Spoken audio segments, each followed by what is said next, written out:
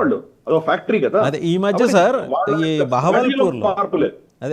బహవల్పూర్లో secret meeting జరిగింది, Jaish-e Mohammed head quarters.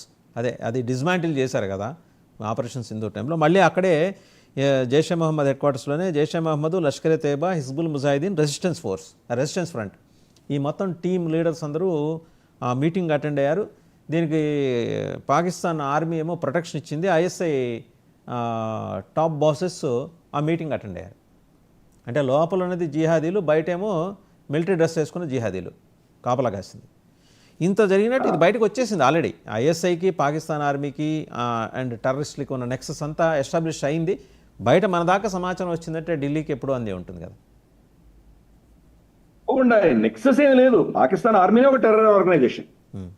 వాళ్ళు ఊరికే వాళ్ళు యూనిఫామ్ తీసి వేరే ఏదో పఠాని డ్రెస్ వేసుకొని వస్తారు అంతే. మనకు అక్కడ ఒక్క టెర్రరిస్ట్ ఆర్గనైజేషన్ కూడా లేదు పాకిస్తాన్లో, ఈ విషయం గుర్తుపెట్టుకోవాలి. అక్కడ ఉన్నది వాళ్ళ దృష్టిలో terrorist organisation Baluchi liberation army, Baluchi liberation front, ఇవే 2 టెర్రరిస్ట్ ఆర్గనైజేషన్ వాళ్ళ దృష్టిలో. మిగతా ఏవి టెర్రరిస్ట్ ఆర్గనైజేషన్ కాదు. మన సైన్యంలో మనకు ఇవి ఉంటాయి కదా, మన బెటాలియన్స్ ఉంటాయి కదా, రెజిమెంట్స్ ఉంటాయి. Rajput regiment, Punjab regiment, Dogra regiment, Madras sappers, ఇటువంటివి ఉంటాయి కదా, అస్సాం రైఫల్స్. అట్లా జైషే మహమ్మద్, లష్కర్ ఎ తోయబా అలా పెట్టుకుంటారు వాళ్ళు. అవన్నీ వాళ్ళ ఆర్మీకి ఒక డివిజన్స్ మాత్రమే. కాబట్టి దాన్ని సపరేట్ గా చూడడం అనేది మనం చేస్తున్న తప్పు. State actors, non state actors, చెత్త చెదారం అంతా మనం బుర్రలో ఉంది, కానీ వాళ్ళకి చాలా క్లియర్ గా ఉన్నారు. అంటే ఆ మీటింగ్ ఎజెండా కూడా అట sir, terror basic infra reconstruction and అలాగే లీడర్షిప్ ఈ ట్రాన్స్ఫర్స్ అండ్ కొత్త లీడర్షిప్. ఆమె కూడా పార్టిసిపేట్ చేసింది సార్. మేడం మెన్ అని ఒక ఆవిడ ఉంది కదా, నోషిబా షహబాజ్ అని ఆవిడ పాకిస్తాన్లో ఒక ట్రావెల్ ఏజెన్సీ నడుపుకుంటూ మన ఢిల్లీలో పాకిస్తాన్ ఎంబసీలో వాళ్ళతో కాంటాక్ట్లోకి వెళ్ళి మన జ్యోతి మల్హోత్రా లాంటి వాళ్ళకి ఇమ్మీడియట్గా పాస్పోర్ట్లు ఇప్పించడం అవన్నీ చేసిన ఆవిడ కూడా she has reportedly participated in that meeting. ఆవిడ టాస్క్ ఏంటంటే భారతదేశంలో 3000 మంది స్లీపర్ సెల్స్ని తయారు చేసుకోవడం. ఇలా జ్యోతి మల్హోత్రా ఇలాంటి వాళ్ళు, పేరు ఒక్కటే చెప్తున్నాను, ఇంకా చాలామంది ఉన్నారు. YouTubers, bloggers, vloggers, social media influence, వీళ్ళందరినీ ఇన్ఫ్లుయెన్స్ చేయడం, పాకిస్తాన్లో జకీర్ నాయక్ మీటింగ్లకు అటెండ్ అయ్యేలా చేయడం, ఇన్ఫ్లుయెన్స్లోకి తీసుకురావడం.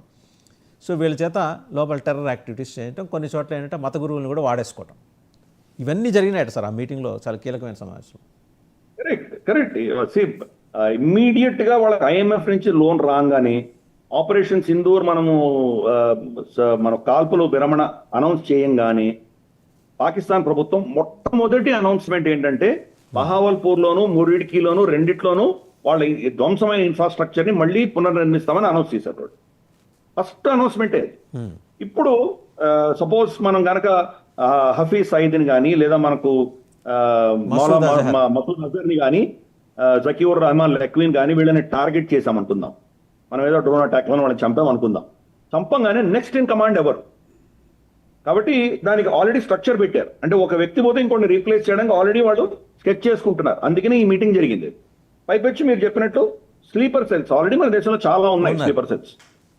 సో వాటిని మళ్ళీ అలా యాక్టివేట్ చేయడం, తర్వాత పొలిటికల్ లీడర్షిప్ ని ఎలా వాడుకోవడం, వాళ్ళకి సజెషన్స్ వస్తాయి. ఇప్పుడు మనం పార్లమెంట్ నెక్స్ట్ సెషన్ వస్తుంది, మనకు మాన్సూన్ సెషన్ వస్తుంది. పార్లమెంట్ సెషన్ లో మనం చూస్తాం ఎంత ప్రో పాకిస్తాన్ ప్రశ్నలు అక్కడ పుడతాయో మనం చూడబోతున్నాం.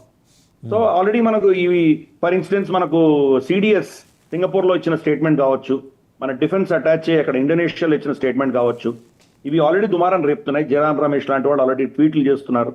కాబట్టి ఇవన్నీ కూడా రాబోతున్నాయి. అంటే మీ ప్రభుత్వం మన ఆర్మీని మీరు ఆపారు అన్నటువంటి ఒక నెరేటివ్ వాళ్ళు తీసుకొస్తున్నారు.